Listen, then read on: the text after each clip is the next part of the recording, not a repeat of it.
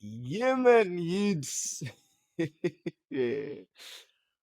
bana, Juve wamekataa ofa yetu ya kutaka kumsajili bwana Yemen Yids, kijana mdogo kabisa kutoka Juventus wing bana.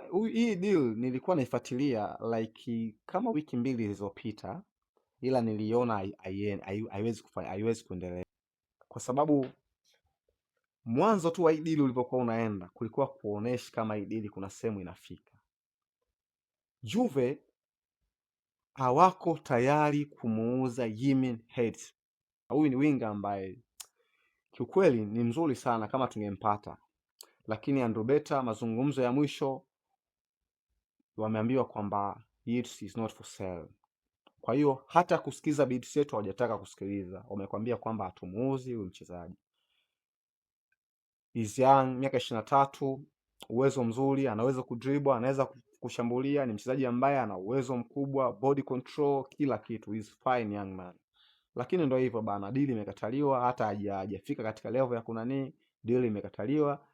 Hivyo tunabidi tuangalie mbali tena. Kiukweli mimi sijaumia sana kwa sababu sijawahi kuwakubali sana wachezaji kutoka Italy. Wengi wao ni waongo. Ligi ya Uingereza ina challenge nyingi sana. Rafael Leao the same. Nafikiri mimi sihitaji Jimenez wala sihitaji Leao. Mimi namhitaji either niletee Bakola au niletee Morgan Rogers. Dili ya Morgan Rogers inaendelea vizuri kabisa. Still bado inaendelea vizuri. Last time tumeongea kwamba dili dogo alisema haitaki Chelsea. Morgan Rogers yeye anataka Arsenal. Na mpaka last time the last check ilikuwa ni kwamba agent wa Morgan Rogers alikuwa London.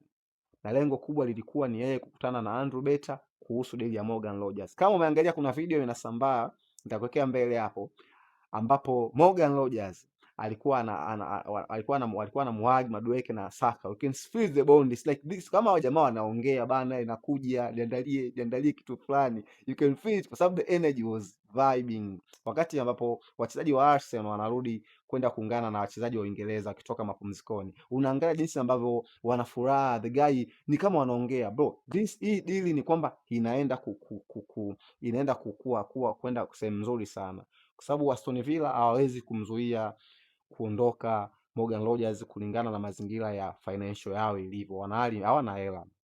Aston Villa financial wako vizuri, na maana ni lazima wauze mchezaji. Kwa kuuza mchezaji na mchezaji ambaye anatakwa sasa hivi ni Morgan Rogers. Sidhani kama kuna mchezaji mwingine ambaye lazima offload mchezaji, lazima wauze ili waweze kusajili tena. Kwa hiyo kitu ambacho nakiona ni kwamba I'm so happy kikweli. Kama Morgan Rogers anakuja Arsenal, that's a big yes. Big kongole. Kwa upande wa Leeds mimi sijakuwa disappointed.